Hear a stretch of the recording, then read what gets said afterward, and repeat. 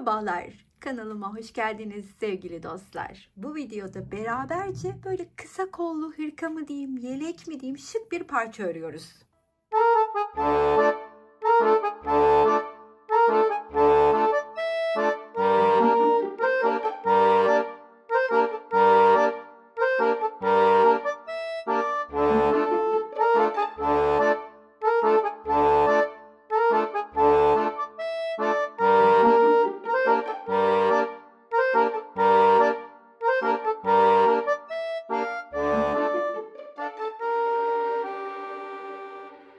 Bu parça önümde gördüğünüz üzere örülüp hazırlanmış. Diğer ikinci parçayı örerken de sizlere yapımıyla ilgili detaylar, bilgiler vermek istiyorum. Bize bir Pinterest fotoğrafı ile geldi. Yapar mısınız Damla deyince ben de sevgili ekip arkadaşlarımla birlikte keyifle hazırladım. Şimdi sizlere modeli biraz üstten anlatacağım. Model aslında Hanım Dilendi motifinin bir farklı versiyonuyla hazırlanıyor. Motifini de birlikte öreceğiz ama ilk 3 sırası şöyle hemen göstereyim. Yeni hırkamızdaki renkler böyle olacak. Şu kısım 1 2 3 motifli olan kısmı ilk olarak örüyoruz. Daha sonra iki kenarını örüp bir üstte de iki kenar örüp etrafını örmeye geçeceğiz. Birazdan onun detaylı anlatımını göstereceğim. Toplamda bizim ihtiyacımız olan motif sayısı 53. Bu 53 tane motifin 5x5 25 tanesini arkaya, 5x2 10 artı 10 20 tanesini öne, 8 adet de 2 4 burada, diğer tarafta da 4 8 adet de kollar için kullanacağız. Şöyle söyleyeyim, aslında standart bir beden diyebilirim. Şöyle önüme yatırdığım vakit ortaya çıkan hemen ölçüsünü de sizlerle paylaşmak istiyorum. Şöyle söyleyeyim, 120 santim ölçüsü var. Tabii ki çok daha büyük 44 beden 46 beden üstü hanımefendiler zaten baştan motiflerini bir sıra büyük, yani benim bu taba rengiyle ördüğüm kısmın üstüne bir sıra daha örerek motifi büyütmenizi öneririm, ya da yine bu iki tarafını ördüğümüz kısımdan da büyütebilirsiniz ama henüz yeni başlayan, çok da profesyonel olmayan arkadaşlarıma son sırada büyütmeyi öneririm. Motiflerim benim 10 santim. Bu arada bunu da bir alt bilgi olarak bırakayım. Etrafını görüyorsunuz, geniş bir lastikle örüyoruz. Etekte lastik yok, sadece etrafında, etek hariç etrafında var. Şimdi önümdeki hırkayı birazdan kaldıracağım. Bunun üstünde biraz modeli size göstermek istedim.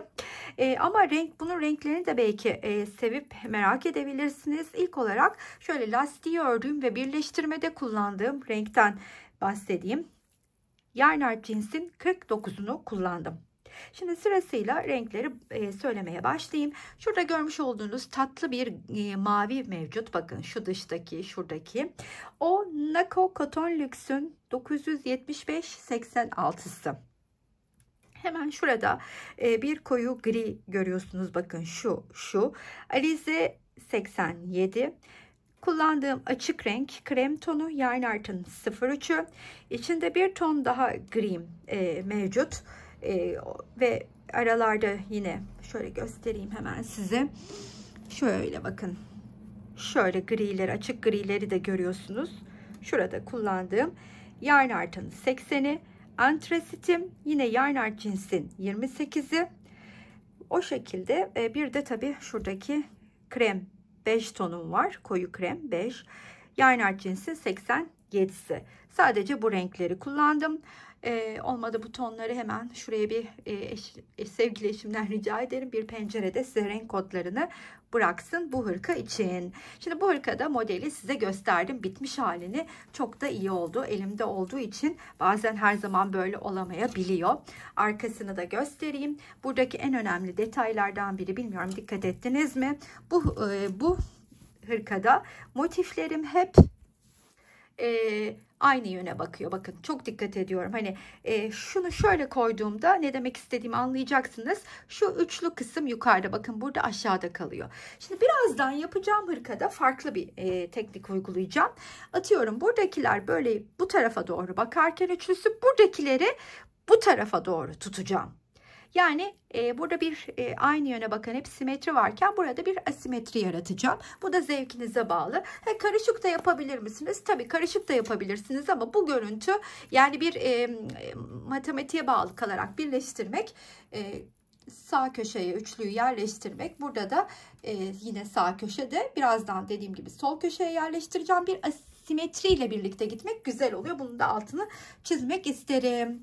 Ve öyleyse hemen ilk olarak diğer renklerimizi bir göstereyim. Diğer renklerle olan kısımda da motiflerin arkasını şöyle göstereyim size. 5x5 25 olarak birleştirip geldim. Ki hani rahat ilerleyelim diye. Ben birazdan size bu birleştirmeyi de aynı zamanda tabii motifin yapımını da göstereceğim. Ama ondan önce de yine şöyle bir renklerimize de bakalım isterim. Belki bu hırkanın renklerini de beğenip bu renkleri kullanmak isteyebilirsiniz. Burada kullandığım renkleri önüme aldım. Aynı zamanda tabii 3 milim tığ ile örüyorum bu hırkayı. Onu da belirteyim. Hemen üstünde kuşak olanları ilk olarak söyleyeyim. Madame Coton'un 0.43'ü. Kartopu Cotton Love'ın K269'u. Alize Cotton Gold'un 690'ı. Yarnart Jeans'in ki bunu etrafımızda zemin rengi olarak da kullanacağız.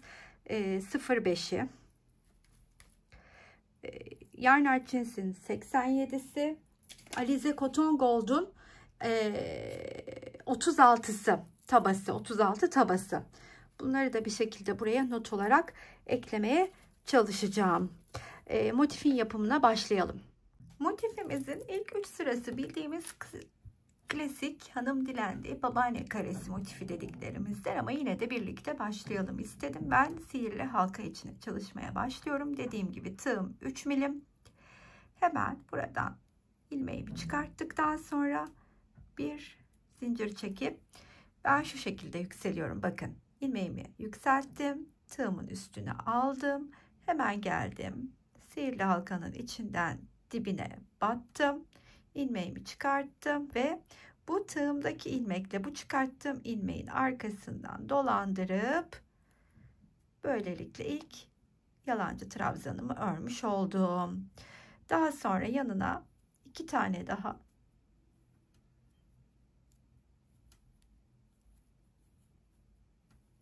ikili trabzan örüyorum. Arada 2 zincirim var. Sihirli halkamın içine bu üçlü gruptan 4 adet hazırlıyorum. Arada 2 zincirle.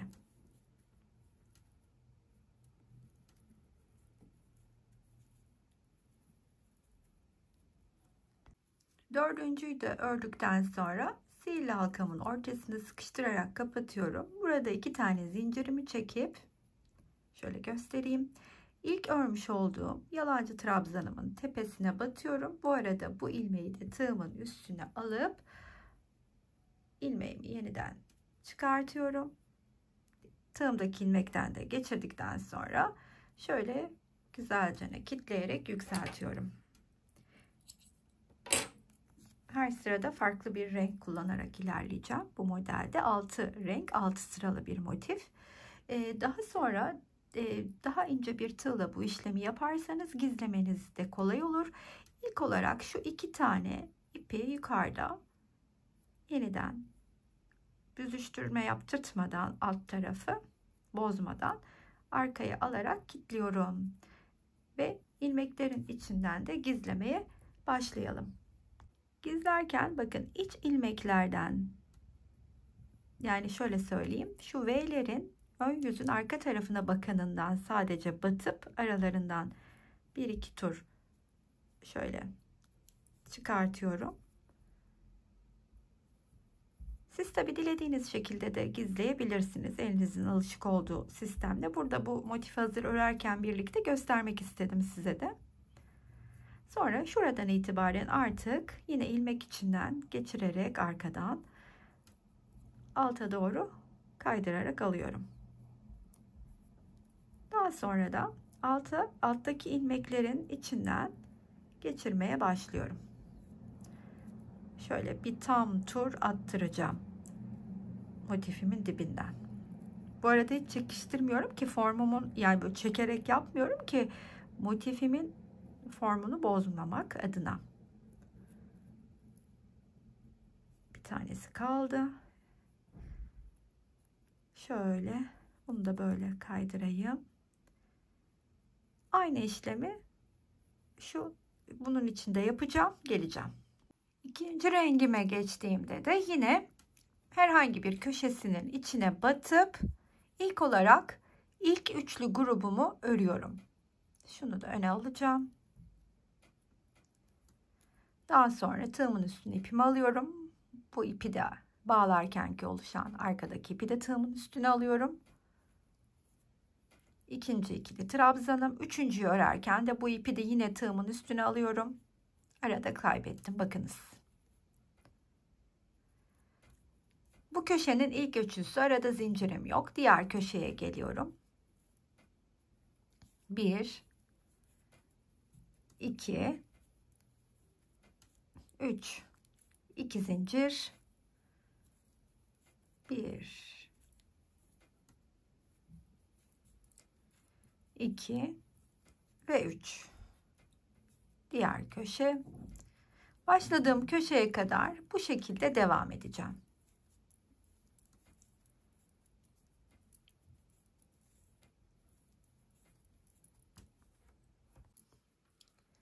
Buradaki ilk örmüş olduğum köşeye gelip diğer üçlü grubumu da tamamlayıp bu renkle bu sıramızı da örmüş olacağız. 2 zincirimi çekiyorum. İlk örmüş olduğum yalancı trabzanın tepesine batıp arasından kaydırarak kesiyorum. Bir alt sırada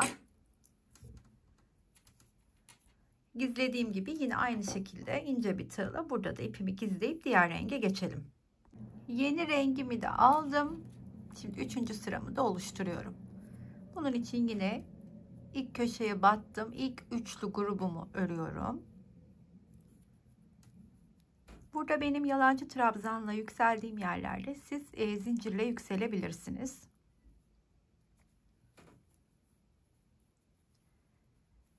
Sonra artık bu ortaya da gelip bir tane üçlümü öreceğim. Arada yine hiç zincirim yok. Sadece köşelerde 2 zincirim olacak. O şekilde bütün motiflerimi devam ettireceğim. Şimdi başladığım yere kadar aynı mantıkla öreyim.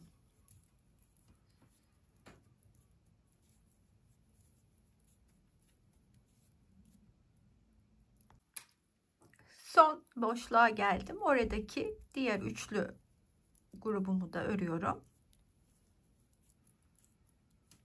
Ve 2 zincirimi çekip ilk örmüş olduğum ikili trabzanın tepesine kaydırarak gelip kilitledikten sonra keseceğim.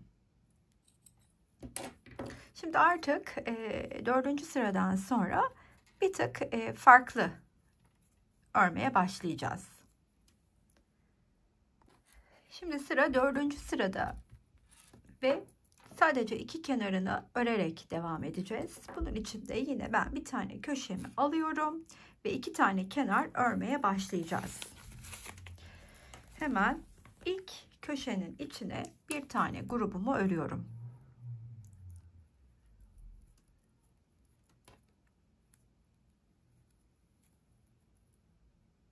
Şu ipi yine öne alacağım.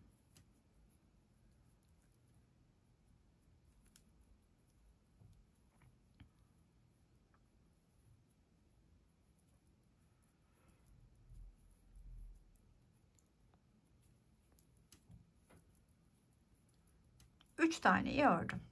Şimdi sırasıyla iki kenara aynı göstermiş olduğum şekilde örmeye devam ediyorum. Buraya iki kenarı doldurduktan sonra buradaki köşenin içine de bir tane üçlümü yapıp ipimi kesiyorum. Şimdi artık başlayacağım noktam benim buradaki kahverengi ile ördüğüm sıranın ilk trabzanının tepesi olacak. Bunun için de yine sıradaki rengimi alıyorum. İlmeğimi çıkartıyorum. Burada başlarken ilk trabzanın tepesine batıp bir ikili trabzan örüyorum.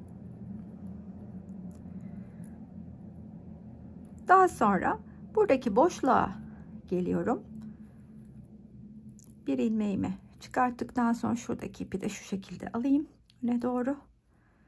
İlk trabzanımı örüyorum bu boşluğa ve aynı boşluğun içinde ikinci trabzanım, üçüncü trabzanım ve sadece yine buradaki iki kenarı örüyor olacağım. Köşeye geldiğimde de yine aynı işlemi yapacağım. 2 tane üçlü grup, arada 2 zincir ile sonuna kadar ilerleyeyim.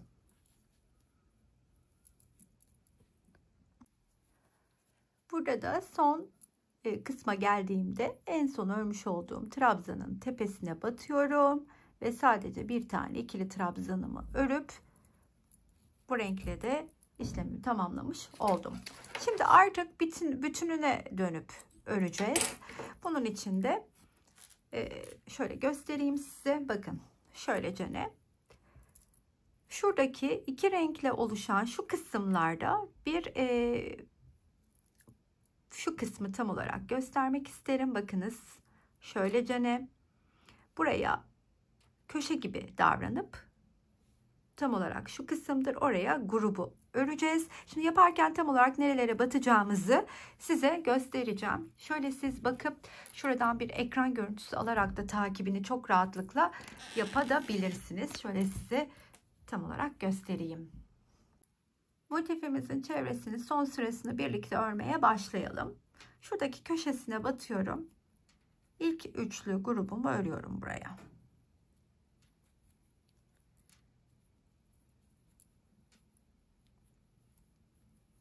İkinciyi de ördüm. Üçüncüyü de örüyorum. Ve sırasıyla boşlukların içine üçlü gruplarımı arada zincir çekmeden örmeye devam ediyorum.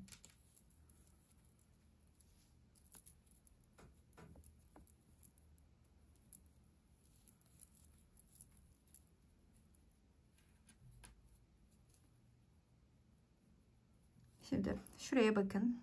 Buraya geldiğimde şimdi burada iki tane, bakın şu köşeyi ördüm, iki tane ördüm, bir tane de gelip şuradaki, bakın tam olarak gösterdiğim şu noktayı örüyorum.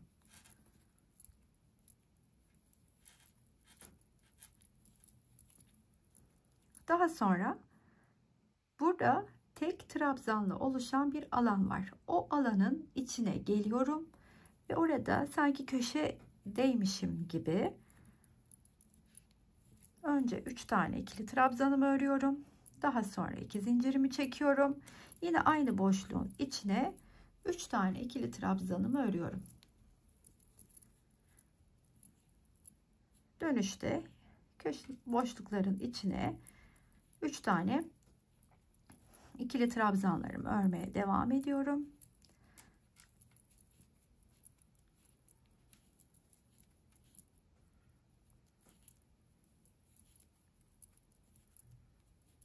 Üç ördüm. Buraya da 3 tane. Sonrasında burada zaten normal köşe var. Köşeye geldim. Köşenin içine ilk önce 3 tane ikili trabzan.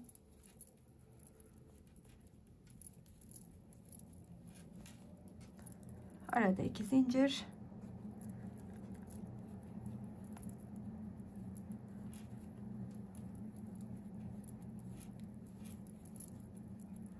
Daha sonra yine ortalık buradaki boşlukların içine de 3'er tane ikili trabzanlarımı örüyorum.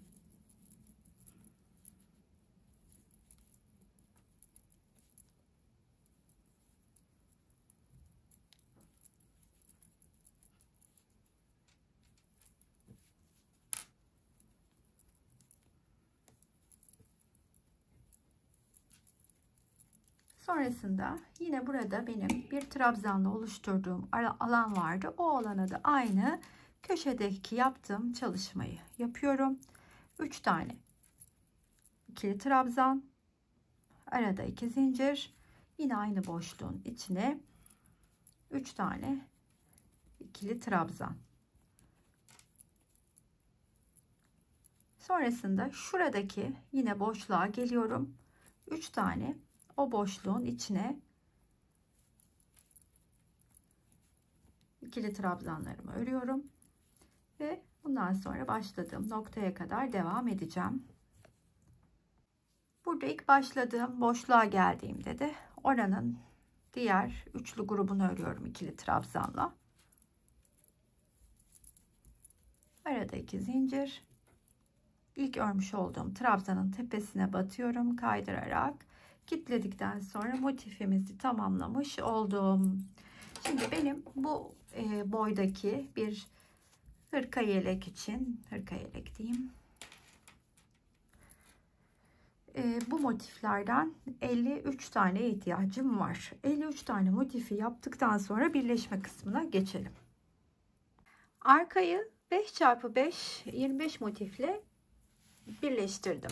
Şimdi bu birleştirme tekniğini şöyle gösterecek olursam, önce uzunlamasına motifleri 2 birleştiriyorum. Daha sonra da enlemesine birleştiriyorum. Ben şimdi diğer tarafın, bakın, böyle ön kapağını da yerine yerleştirdim. Hatta kolunu da şimdi bu tarafı yaparken ise birlikte göreceğiz. Nasıl yerleştirdiğimi göstereceğim. Bu kısımdaki motifleri birleştirirken. Şimdi ilk olarak yapacağım işlem, bakın, buradaki motiflerimin yönü, dikkat ederseniz şöyle yukarıdan itibaren göstereyim. Şu üçlü gruplar hep böyle yukarıda sağa doğru bakıyor. Ama bu tarafı birleştirmeye başlarken şöyle yapacağım. Bir asimetri oluşturmak istiyorum ve şu şekilde yerleştireceğim. Yani bunlar şöyle değil, bakın. Bunun gibi değil. Böyle bakar gibi değil. Şöyle yapacağım. Yine sol üst köşeye bakar gibi yerleştirmeye başlıyorum. Bakın, hep şu üçlü grubun olduğu yer sol tarafa doğru. Şimdi ben bunları yerleştirip geliyorum. Şurayı bakın yerleştirdim. Şimdi nasıl birleştirme? Şöyle önüme doğru alacağım. Birleştirme yöntemim şöyle olacak. Şu arka yüzlerinden böyle katlayacağım. Bakın şöyle bir daha kadraja sokayım şu kısmını. Şöyle önüme alayım. Bakın.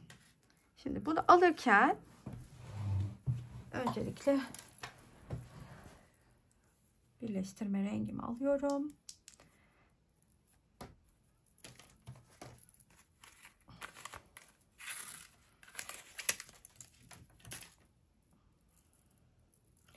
Şu ikisini alıyorum. Bakın, yönlerini kaybettirmemem çok önemli. Dizdiğim gibi birleştirmeye de devam etmek istediğim için.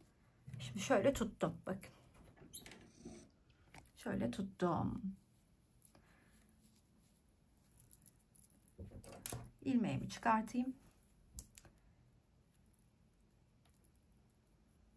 Köşeye batıyorum.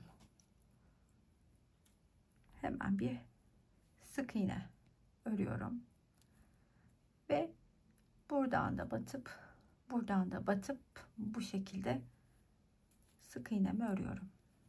Elinizi çok sıkmadan örmenizi tavsiye ederim.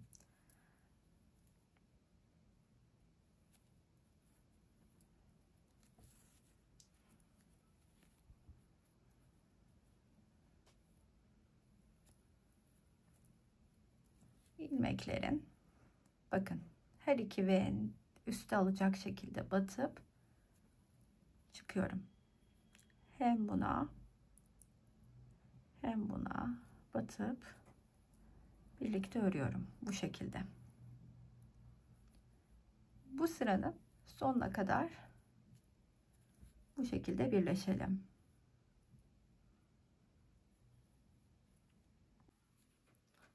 Köşeye kadar geldiğimde ise şimdi bakın, köşenin içine de batıyorum karşılıklı ve hemen içinden ilmeğimi çıkartıp bir sık iğne örüyorum.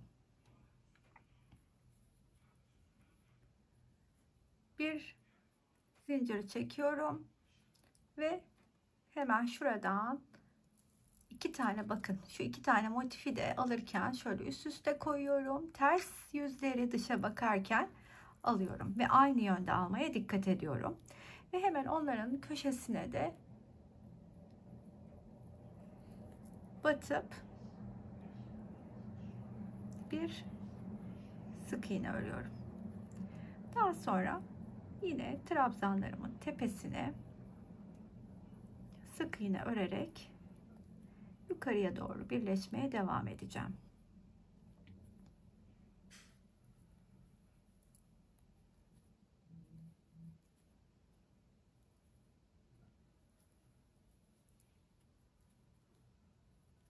Aslında ben hani video daha çabuk bitmesi açısından bu şekilde yaptım.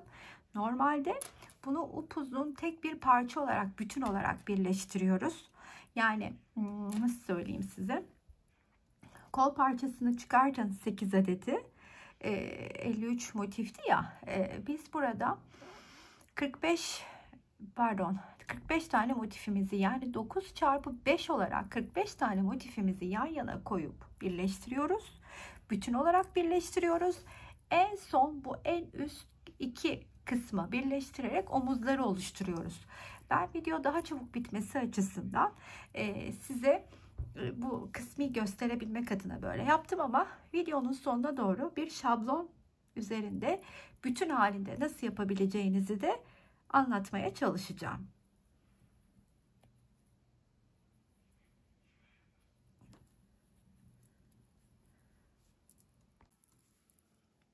Bu şekilde yerleştirirken motifinizi mutlaka ters dönebilir. Yönüne de kontrol ederek devam edin. Köşeye yine geldim. Bakın köşede de batıp her ikisine birden sık iğnemi örüyorum. Daha sonra bir zincir çekip yine bunu bunun üstüne koyup bu şekilde alıyorum ve aynı gösterdiğim mantıkla birleştirmeye devam ediyorum. Yukarıya kadar bütün motifleri bu şekilde birleştirelim.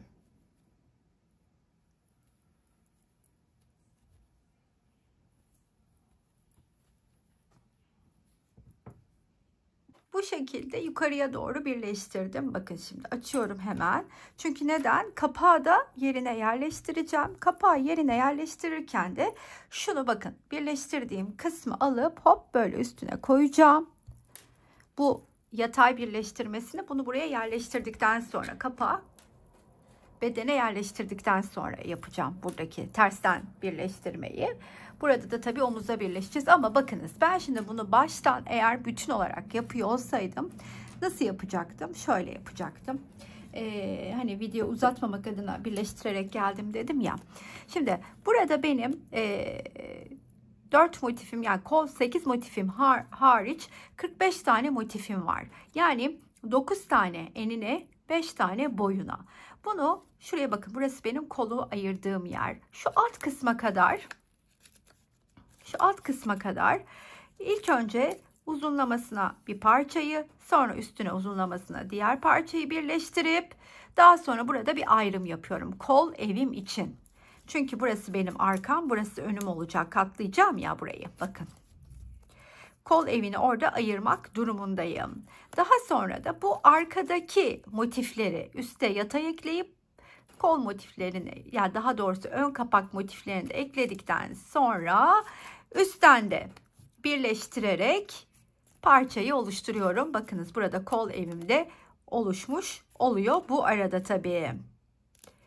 Bu şekilde motiflerinizi birleştirmenizi öneririm. Daha sonra burada oluşan kol evine de 4 tane motif buraya, 4 tane motifi de buraya birleştirerek tamamlayabilirsiniz. Bunu da bir şablon, bir bilgi olarak bırakayım istedim. İsterseniz bunun ekran görüntüsünü de alabilirsiniz. Bakın şuradaki kol ayrımı olduğunu belirteyim. Şimdi buraya enlemesi de dediğim gibi yatay birleşmeyi yapmadan evvel tersten birleştirme yapmam gerekiyor. Yine biliyorsunuz burası benim iç kısmım. Bakınız burası benim önden gözüken kısmım. Şimdi buranın tersi önümde zaten. Bunu da tersinden alarak bu 10 tane motifi birleştirmiştim birbirine. Şimdi onu buradan birleştirmeye başlayacağım. Aynı şekilde şu ikisini tutacağım ilk olarak, sonra yanındakiyle derken böyle 3 taneyi birleştireceğim. Bu 2 tanesi benim kol evim için ayrılmış olacak. Yani burayı kadar geleceğim. Şu kısmı ve şu kısmı karşılıklı birleştirmeyi olacağım. Kol evimizi oluşturmak için burada üstten birleştirme yapacağım. Şimdi o zaman tersten bu koyduğum motifleri, şu üçünü 3 kısma ikili karşılıklı, yani toplamda 2, 4, 6 tane motif birleştirmeye başlayalım.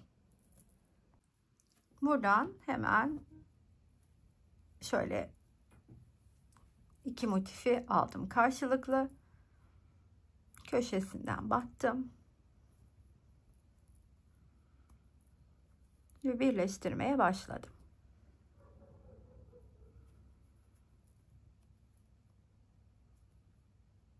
Gösterdiğim yöntem ile devam ediyorum birleştirmeye.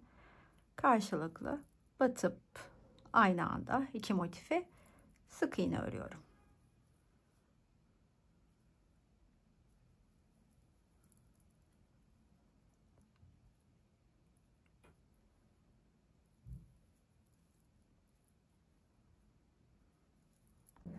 Buraya geldiğimde bu köşeye ve karşısındaki köşeye batıp yine sık iğnemi örüyorum.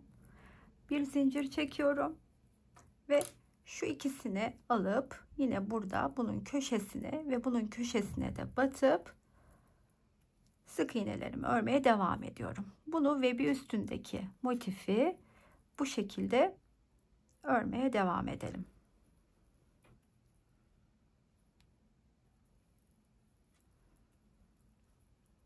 Kol altına kadar 3 tane motifi böyle ekleyerek geldim. Hani burada kol evimi oluşturacağım dedim ya. Şimdi kol evimi oluşturabilmek için bu motifi buraya sabitlemem gerekiyor. Bunun için de şimdi bu son motifi buraya ekleyip zincirimi çektim. Bunu da buradan alıp sadece köşelerini birleştirip kilitliyorum. Çünkü dediğim gibi oraya kol evimizi oluşturacağım. Bakın şöyle döndürdüğümde şurayı tutturdum.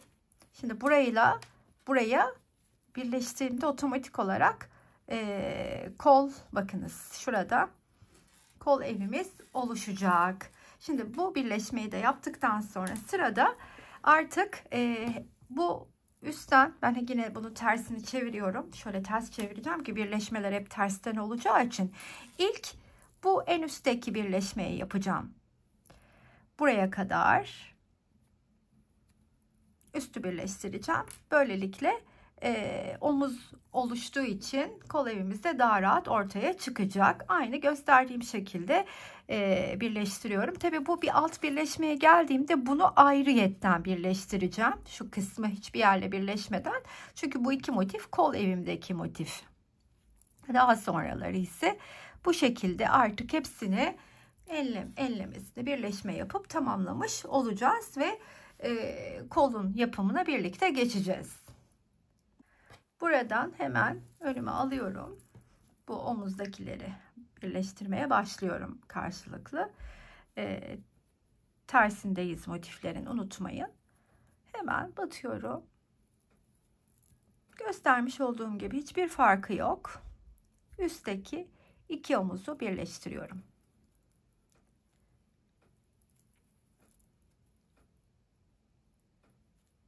Omuzdaki geçişte birlikte yapalım istedim. Burada karşılıklı köşeyi ördüm. Bir zincir çekiyorum ve buradaki karşılıklı köşeleri birleştiriyorum.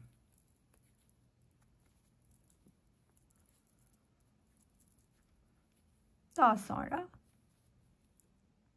yeniden karşılıklı bu motiflerimi de birleştirmeye devam ediyorum. İki motifi de birleştirmek, kapağın omzun üst kısmını tamamlamış olacağım.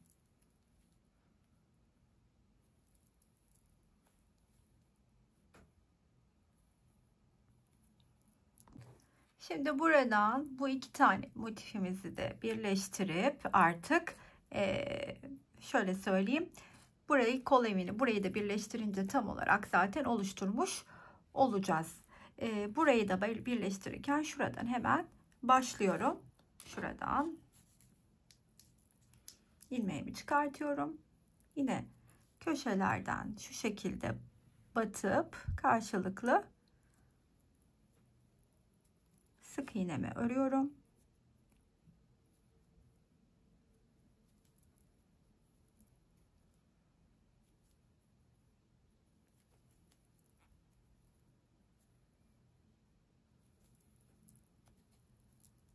Burayı birleştirmeye devam ederken bakın şimdi şuraya doğru yaklaştığımda nasıl yapıyoruz yine.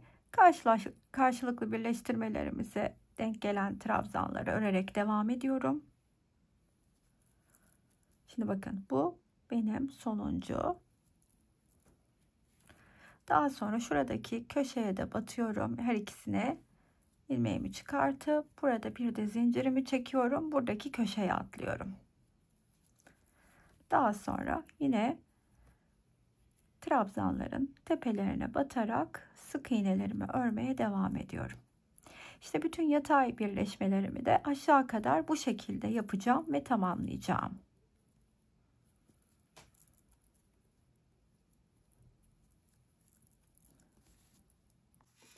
Burayı da birleştirdim. Bakın orayı da birleştirince buradaki kol evim ortaya çıktı. Şimdi artık buraya kadar, aşağıya kadar bir tek yatay birleştirmelerim kaldı. Bu. Yani 1, 2, 3 tane birleştirme yaptım mı kapakları tamamlamış olacağım. Zaten bunu da göstermiş olduğum şekilde birleştirelim. Sonra da kol motiflerimizi yerine yerleştirelim. Bu tarafı da yerleştirmiş olduk. Size elimden geldiğince anlatmaya çalıştım. Umarım anlaşılır olmuştur. Şimdi bakın burada kol evim var. Kol evine buradaki gibi 4 tane motifi yerleştireceğim. İlk olarak 4 tane motifimi şöylece alıyorum. Bakın 4 motifimi önüme diziyorum. Bütün şu üçlü motifler aynı yöne bakarken bu şekilde yerleştiriyorum. Daha sonra şöyle yapalım. Daha sonra bunları ilk olarak şöylemesine bakın. Şöyle birleştireceğim. Bir bütün hale getireceğim. Sonra o bütünü de kol evine birleştireceğim. Daha sonra kol evinin etrafını da şöyle çapraz trabzanlarla, pardon, sık iğnelerle geçeceğiz. Öncelikle bunu birleştirmeye başlayalım.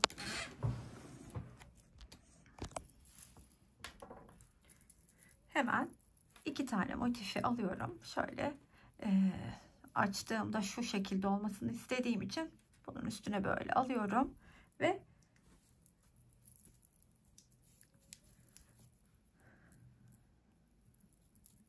aynı göstermiş olduğum mantıkla birleştiriyorum. Şurayı sıkıştırayım. Karşılıklı trabzanlar.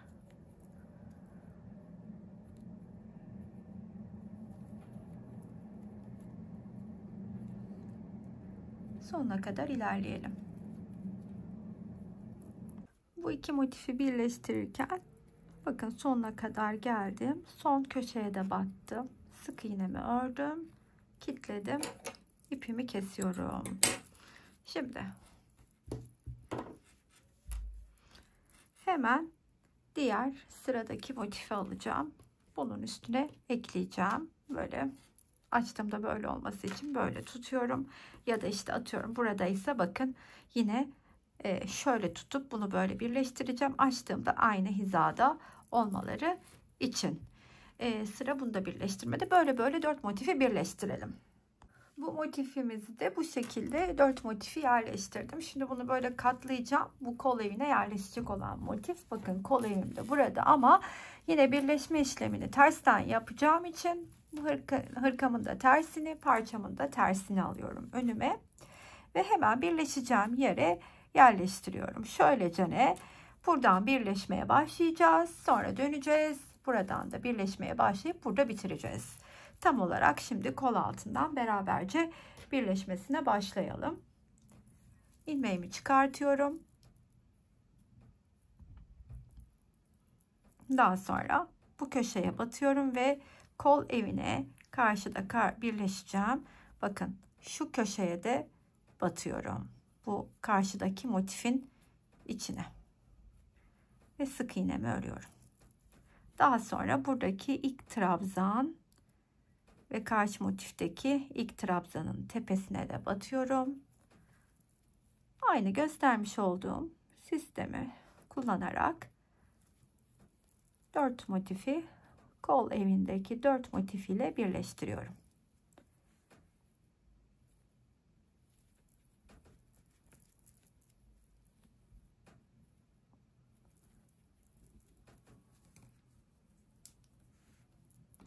Bu köşedeki geçişi birlikte yapalım istedim. Buradaki bakın bu köşeye batıyorum. Bu köşeye batıyorum. Çıkıp sık iğnemi örüp bir zincir çekiyorum buradan geçişte ve diğer iki motifi birleştirmeye başlıyorum. İlk olarak köşelerinden birleştim. Daha sonra bu şekilde trabzanlarımı karşılıklı birleştiriyorum. Yanlış yere batmayayım.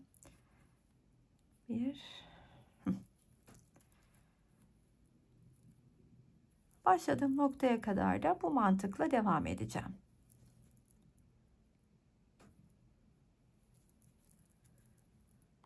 Burada da karşılıklı birleştirmeye devam ediyorum. Şimdi artık sonuna doğru geldim. Bakın. Sonuncu buradaki motifi de başladığım noktaya kadar ilerletmiş oldum. Hemen buradaki köşeye batıyorum. Buradaki motifin de köşesine batıyorum. Şöyle kilitledikten sonra şimdi benim kol motiflerinde karşılıklı açık kenarım var. O açık kenarı da birleştireceğim. Bunun için de bu köşeye bir daha batıyorum. Karşıki köşeyle de birleşip artık bu yanı da birleştirip kolun da formunu vermiş olacağız. Yani sadece iki motif karşılıklı birleşiyor burada.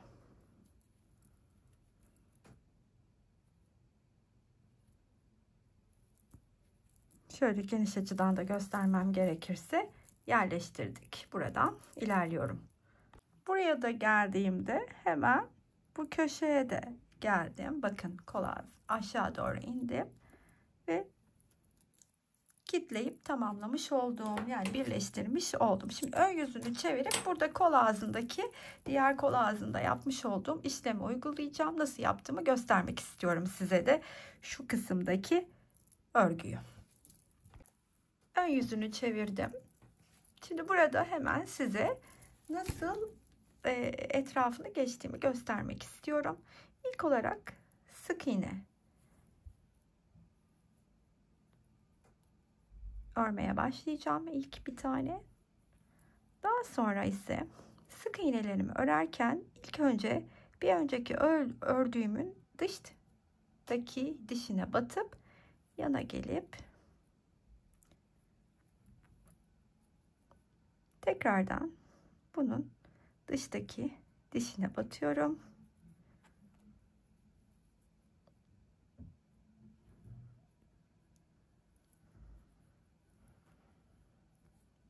Bakınız her ördüğümde dıştakine batıp yandaki boşluğa geçip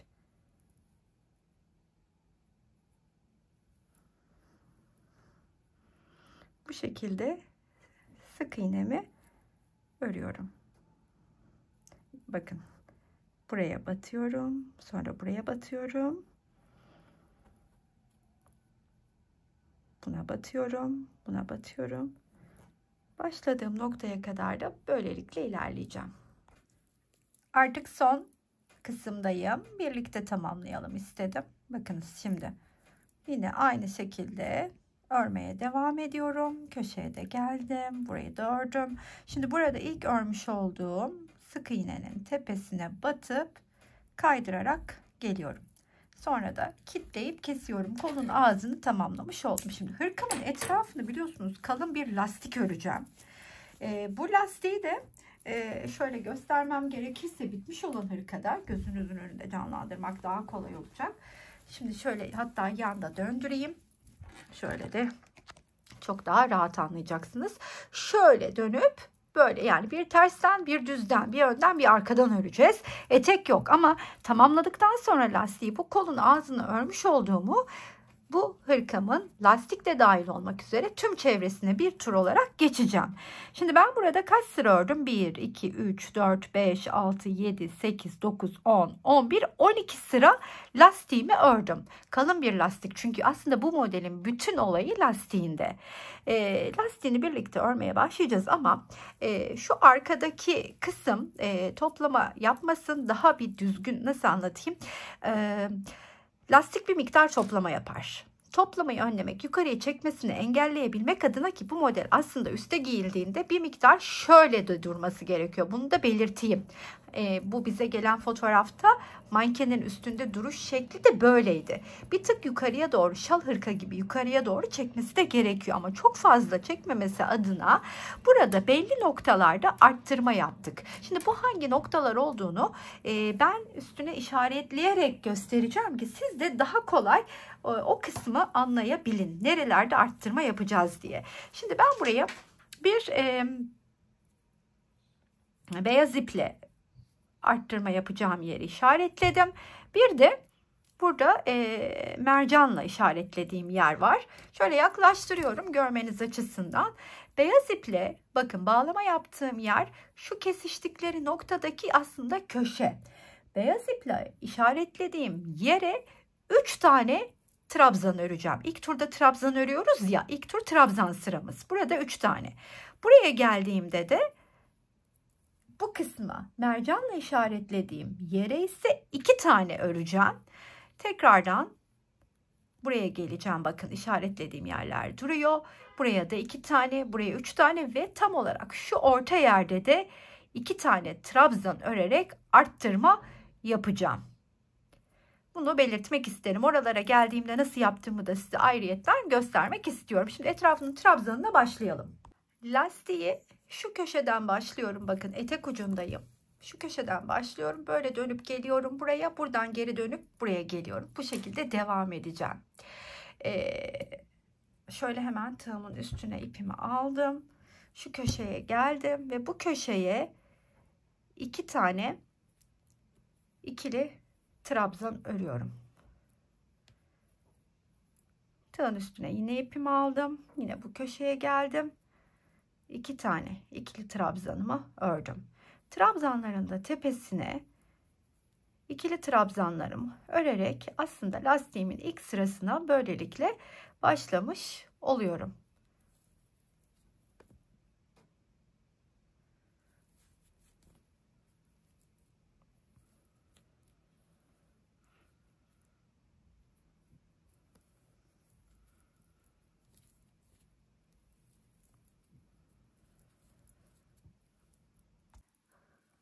Trabzanlarımı örüp ilerlerken buradaki geçişe geldiğimde ise bakın şimdi bu köşeye geliyorum, bir tane ikili trabzan.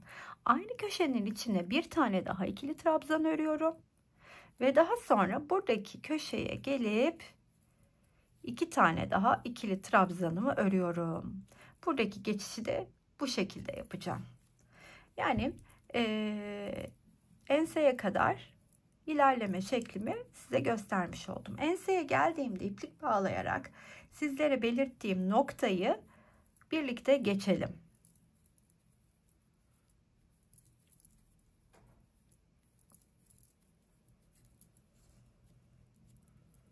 Bu ense kısmına geldiğimde tekrardan göstermek istiyorum.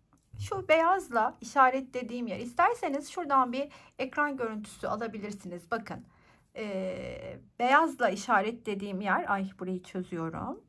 Beyazla işaretlediğim yerlere 3 tane, kırmızıyla işaretlediğim yerlere, yani şu mercanla 2'şer tane trabzan öreceğim. Şöyle göstereyim. Bakın şurada da var. Şimdi oralara başlıyorum örmeye. Yaklaştım çünkü. Şuraya geldim. İkili trabzanlarım örüyorum. Şimdi köşeye geldim. 2 tane ikili trabzan ördüm. Ama buradaki köşeye geldiğimde hemen şöyle söküyorum ve 2 tane pardon 3 tane ikili trabzanımı örüyorum. Daha sonra buradaki köşeye de geldiğimde buradakine 2 tane örerek geçeceğim. Burayı hep birlikte geçelim. Bu ilk sıradan sonra zaten kolay olacak. 2. Sonrasında trabzanlarımın tepelerine örmeye devam ediyorum.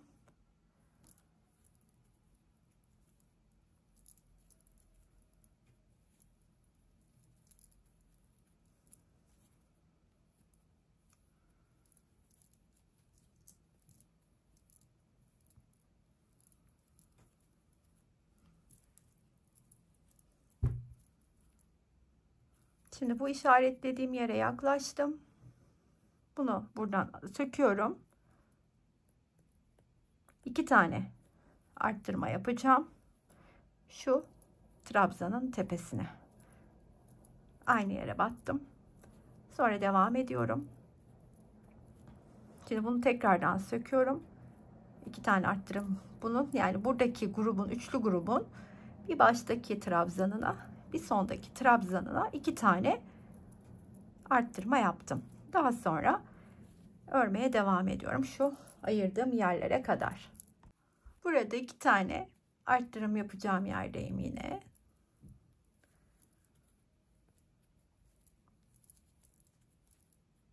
Bunu da buradan söküyorum. Burada da 3 tane arttırım yapacağım. Ve gösterdiğim yöntemle de, şimdi burası da benim 2 tane arttırım yapacağım yer. Daha sonrası size göstermiş olduğum teknikle etek ucuna kadar devam ediyorum. Sonra bir üste çıkıp lastik örümüne de birlikte başlayalım. Diğer etek ucuna kadar ilerledim. Şimdi bakın, burada yine köşeye 2 tane ikili trabzanımı örüyorum ve böylelikle ilk trabzanlı sırasını tamamlamış oluyorum lastiğin. Yukarı çıkarken ben böyle bir zincir çekiyorum. Yükselip etrafında dönerken tığın üstüne alıyorum. Dibine batıyorum şöyle. Tam bu trabzanın dibine, sondaki. Arkasından döndürüp sahte trabzanımı örüp öyle çeviriyorum. Siz zincirle de yükselebilirsiniz. Buradan sonra artık trabzanlarımı sırasıyla önce öne, sonra arkaya alarak örmeye başlıyorum. Bütün trabzanlarımı bu şekilde öreceğim. Başladım. Yani diğer etek ucuna kadar. Sonra dönüşte de artık aynı şekilde lastiği örmeye devam edeceğim. Şimdi bu sırayı bu şekilde sırasıyla önce öne, sonra arkaya alarak tamamlayalım. Bir üst sıraya da birlikte geçelim.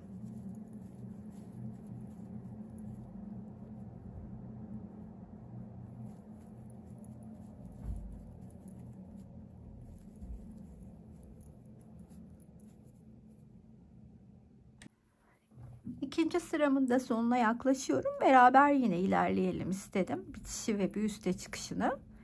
Yine bakınız böyle sırasıyla örüyorum. Öne ve arkaya alarak.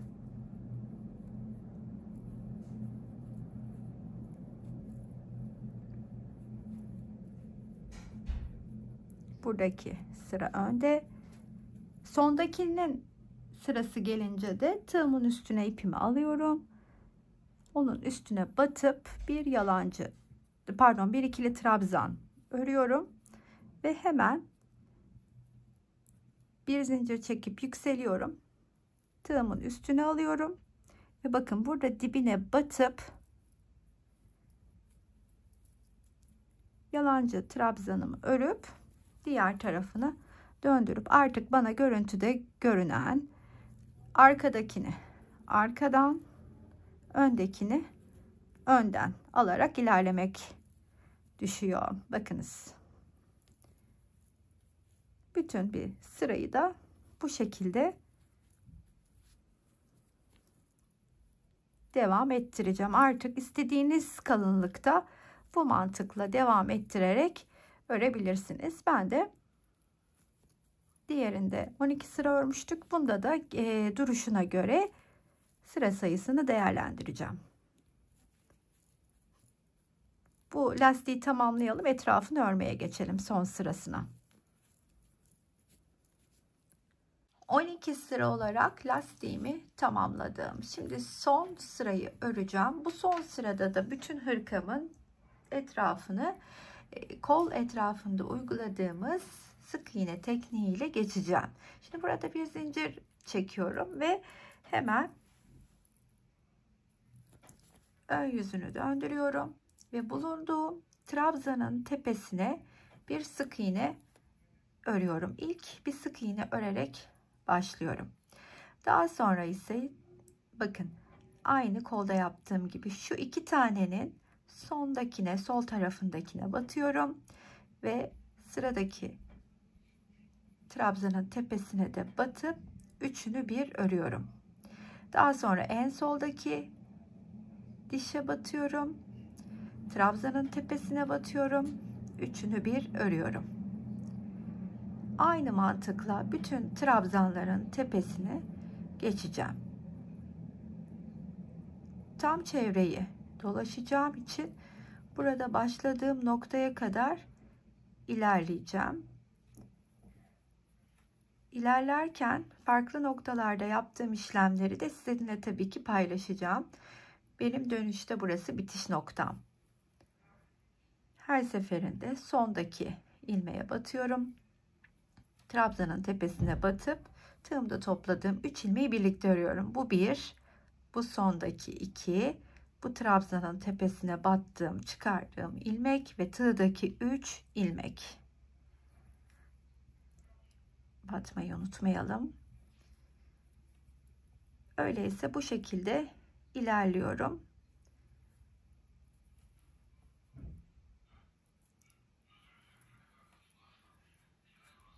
Gösterdiğim şekilde bu lastik boyunca ilerledim. Sonuna kadar geldim. Şimdi burada sonuna geldiğimde bakın.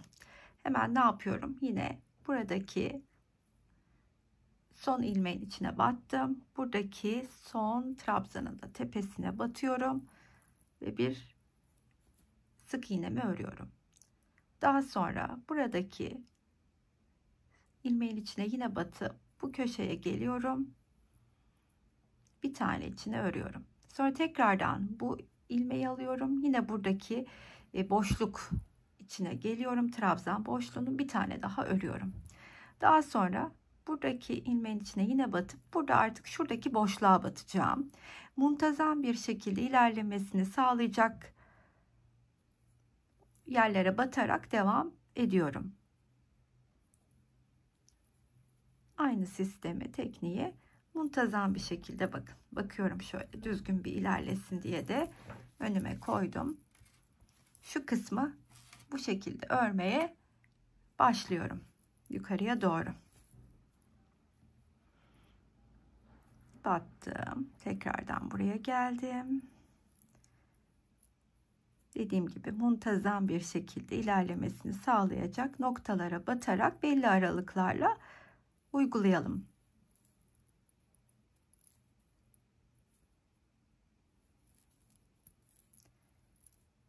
Başladığım noktaya kadar da bu şekilde zaten devam edeceğim.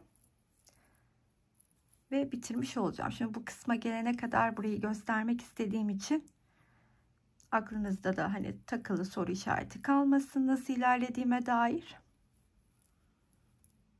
Sizlerle paylaşmak istedim burayı. Diğer taraftaki geçişte de aynı şekilde devam edeceğim.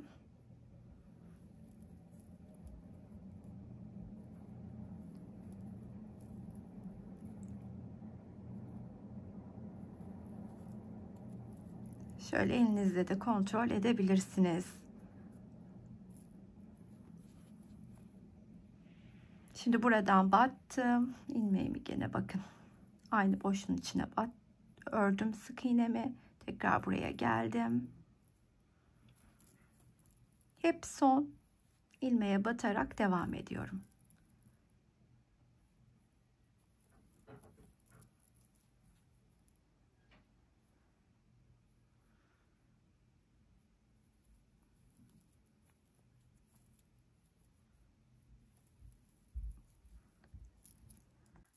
Buradaki lastik kısmını geçip diğer örgü tarafına geldiğimizde ise yine aynı şekilde devam ediyoruz. Burada son ördüğüme batıyorum. Buradaki ilk trabzanın tepesine batıp sık iğnelerimi örüyorum. Şöyle bakınız.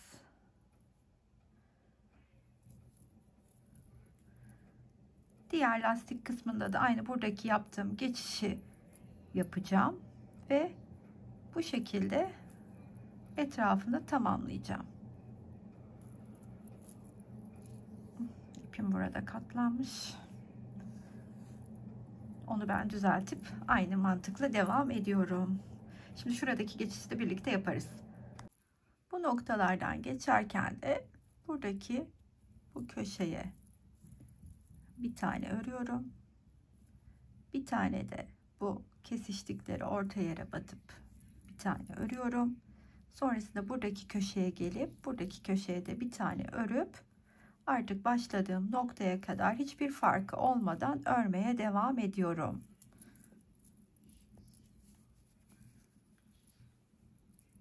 En sevdiğimiz kısım yine finale geldik. Artık siz hırka mı, yelek mi, şal hırka nasıl adlandırırsınız bilmiyorum ama bence kısa kollu hırka, hatta yelek diyebiliriz diye düşünüyorum. Değişik, kullanışlı bir model oldu. Üstte duruşu çok şık. Umarım sizin de hoşunuza gitmiştir. 36'dan 40 bedene kadar uyumludur. 40 beden üstü için, yani 42 de aslında olabilir ama hani böyle dökümlü durmaz. Önerim 40 beden üstü hanımefendilerin motifleri bir sıra fazla örmesinden yana olacaktır. Kullandığım iplere gelince bu ana renkte kullandığımız 05'ten içlerde de kullandığım için 3 adet gitti. Geri kalan söylemiş olduğum tüm renklerden sadece 1 adet kullandım. Oldukça keyifli, değişik bir model oldu diye düşünüyorum. Umarım hoşunuza gitmiştir. Anlaşılır bir video olmuştur sizler için. Beğendiğinizde yorum ve beğenilerinizi esirgemezseniz beni çok mutlu edersiniz. Aboneliğiniz çok kıymetli. Abone olmayı unutmayın efendim. Bir kalbinizi de bırakıp giderseniz çok teşekkür ederim. Buraya kadar izleyen herkes iyi ki varsınız. Sıradaki videolarda görüşmek üzere. Hoşça kalın arkadaşlar.